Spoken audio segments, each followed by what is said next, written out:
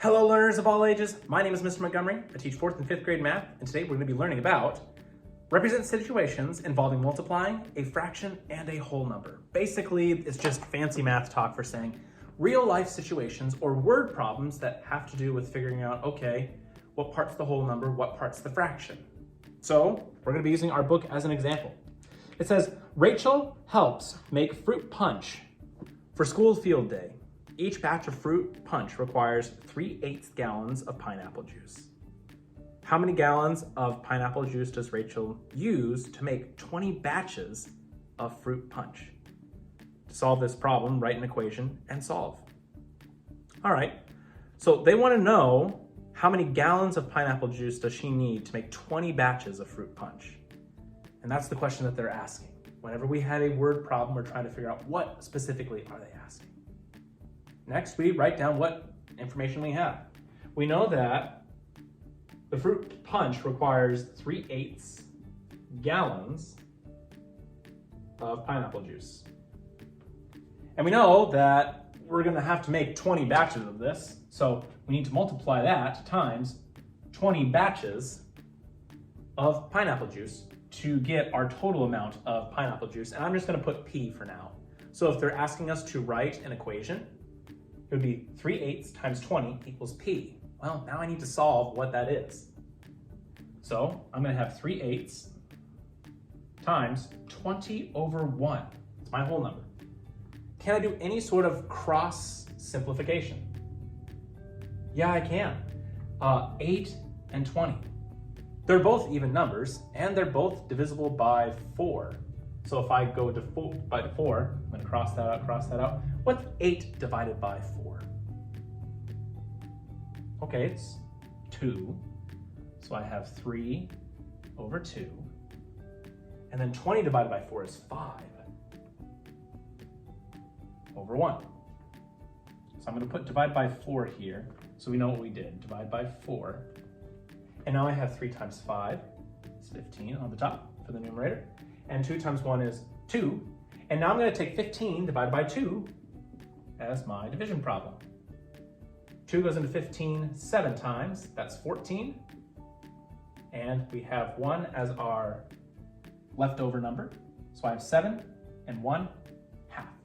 So I should have 7.5 gallons, I'm going to write the word gallons, of pineapple juice. Now again, if cross simplification is not in your skill set quite yet, or you're still working on it, that's okay. We can do it the normal way as well. We'll have 3/8 times 20 over 1, and 8 times 1 is 8, and 3 times 20 is 60. Now I can take 60 divided by 8. 8 can go into 60 7 times, that would be 56.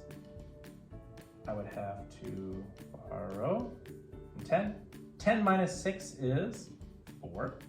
So I have 7 and 4/8, but 7 and 4/8 is not in simplest terms. I know that 4 and 8 can be divisible by 4, which means that instead that would be 4 divided by 4 is 1, 8 divided by 4 is 2. So my real answer is 7.5 gallons. We can choose either method in order for us to get the answer of 7.5 gallons. So let's just move on to our practice problems. I'm going to be doing 2 practice problems with you. You are going to be doing 2 other practice problems. I'm going to be doing practice problems 1 and 3. And this will be found on page 193. All right, so number 1 says, there are 32 boxes that weigh 2/8 pounds each. What is the total weight of the boxes? The directions say, write an equation to represent the situation. Well, I know that there's 32 boxes, and I know that they each weigh 2/8 pounds. That means each one of the boxes weighs 2/8 pounds. But it says I'm supposed to write an equation to represent the situation. So I need to find the total weight of the boxes. I'm going to use the variable W for weight. So my equation would be 32 times 2/8 equals W. And if I'm looking at practice problem number 3, practice problem number 3 says, solve each equation, write your answer as a whole number or mixed number if needed. So I have 51 times 2/5. 51 times 2/5 equals B. And I'm supposed to solve it. Well, how I would solve it would be, I would first put 51 over 1.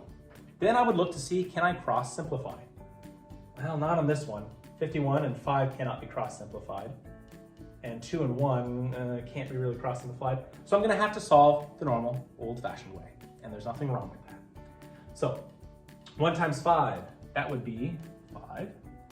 And 51 times 2, well, 2 times 1, that would be 2. And that would be 102. If you're not quite for sure, you can always do 51 times 2 off to the side. 2 times 1 is 2, and 2 times 5 is 10. But 102 divided by 5 is my next step. So I'll take 102 divided by 5. 5 cannot go into 1, but it can go into 10. 5 can go into 10 2 times. Gotta put it over that 0. 5 times 2 is 10. 10 minus 10 is 0. Bring down that 2.